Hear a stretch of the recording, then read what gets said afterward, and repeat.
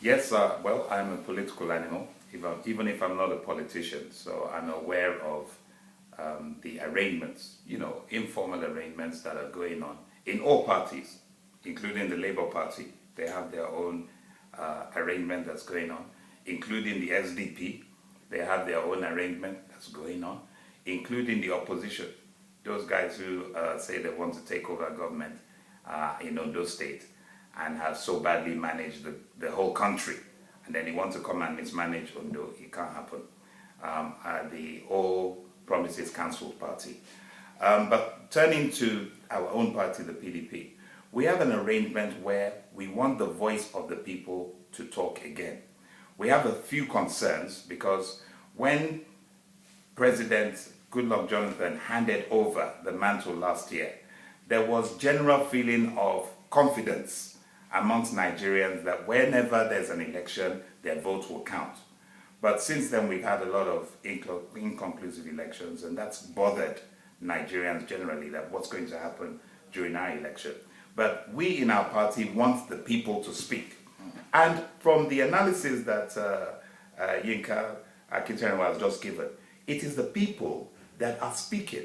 And they're speaking to the tune of who can do the job, who, in our opinion, is most suitable to do the job, i.e. competence, ability. And that's why in our own party, our arrangement is based on competence and ability to do the job. We have the criteria that we're looking at. We're looking at the ability of the aspirants.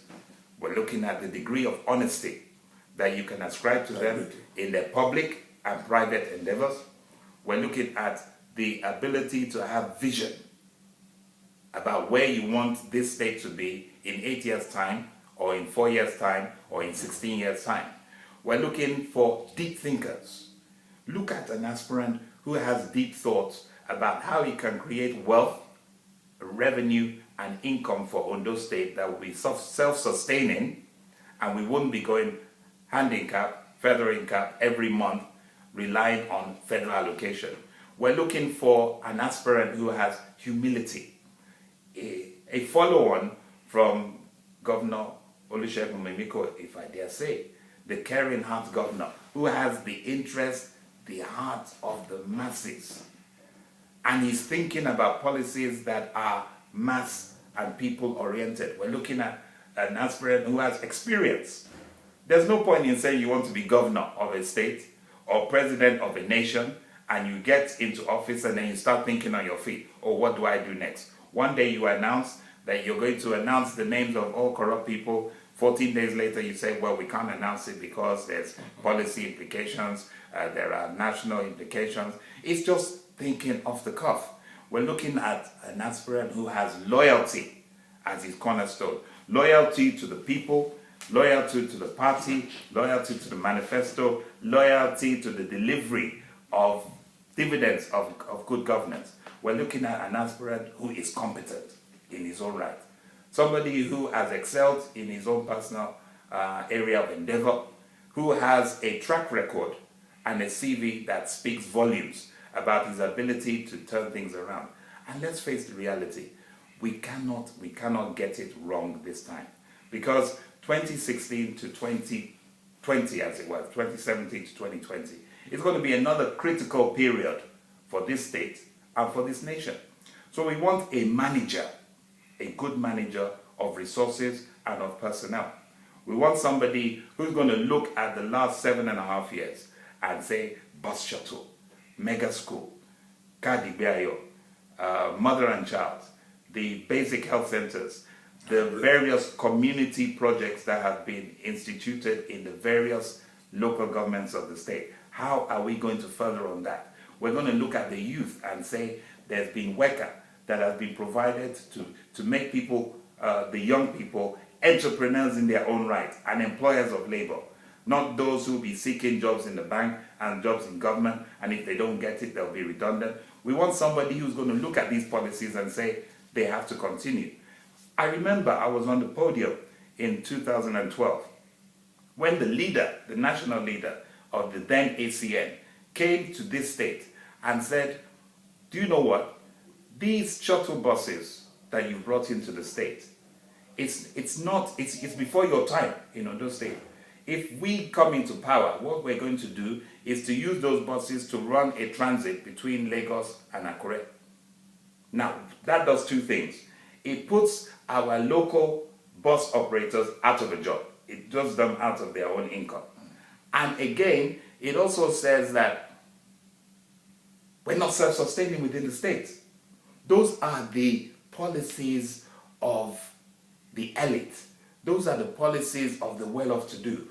Where do you provide for the impoverished people? And that is being the mantra of the last 7.5 years of this government. And we're looking for an aspirant that's going to say, look, people-oriented projects that closes the gap between the extremely rich and the poor in society will be furthered. And that's why we, in our own club, we have that kind of agreement, that this is the kind of person that we're looking for. And whether it comes from Idori, or from Ifedore, I'm just saying, or from LBG, to us it doesn't matter, because we know that in 4 years' time we'll be smiling again that we chose the right man for the job. Okay, Mr. Akintayo, those preaching the gospel of zoning feels the endorsement of a candidate by Mr. Governor implies imposition. What's your reaction to that still? Well, the fact that there's a preacher for zoning means somebody is biased already. But I will tell you, if one leads an organization, a state, local government or otherwise, and the person is to leave office, the first thing that will be done on that individual is how can this good governance continue? What will be the future of all the legacies he is leaving behind? What will be the next line of action in another 2-3 years? What will have happened to all he or she has done? Obama and Clinton. Of a fact, the reality is anybody who wants to leave office must look beyond himself, must look into the future and say, who can do this job? If we have to face our party as a focal point, I want to say the people who are contesting to be governor are good candidates, all true. They are good candidates, they are people who have reputation, but along the line, 3 people cannot stand in twos. There just must be some arrangement that will make an individual ahead of others. We have looked and we have looked and we have looked. And talking of the fact that the insinuation says Mr. Governor has chosen a candidate that looks to them as impostor. It is not. Amongst every one of them, they themselves know that some certain criteria must be taken before these choices are made, or any choice is made. I have assumed that we are saying the reality on radio now, and people should please listen and listen good. Mr. Governor is just conscious of the fact that tomorrow must be well taken care of. There must be a continuum of good governance. There must be reasons for all Garo has mentioned to continue. The situation in health, the situation in education, the situation in agri, the situation in roads and rural development, the situation that has it concerns transport, the situation as it concerns security, sanitation, and even sport. Issues that concern commerce. These things, how must it continue? There must be a continuum. There must be an improvement along the line too. Because like Mr. Governor will always say, we have done quite a whole lot, but there is a whole lot yet undone. Who will do those things that is yet undone? So he has analyzed all the candidates. They have worked for him. They have worked together for quite some time, and he has laid the criteria straight before every one of us. Who do we think? And again, Mr. Governor did not single-handedly choose anybody. He has consulted far and wide, and even consultation is still on. So the fact that insinuations are saying somebody has been chosen and somebody has been anointed may not even be perfectly true. Up till yesterday, consultations are on.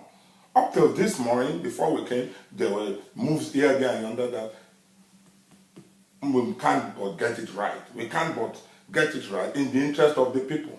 Not if you look at even in USA, the United States of America, when Clinton came on board, it was like, what will happen? What will happen? Once she got the final signal, Obama was involved in making sure that the woman continues. The guy, from day one, picked Clinton, Obama. So he wanted continuity of good governance. It's not limited to us alone. You don't do a good job and leave it, just follow, and leave it for anybody to rubbish. You look at who can do it better than you have done, or who will keep the stream rolling. So the fact that somebody is saying zoning and now saying Mr. Governor has anointed somebody is best left to the imagination of people. If you were in his position, what will you do? Will you leave all these goodies? Will you leave all this infrastructure? Will you leave all these projects in the hands of anybody who will just throw it away? Or will you leave it in the hands of somebody who will continue in your own stead? We want somebody who has credibility.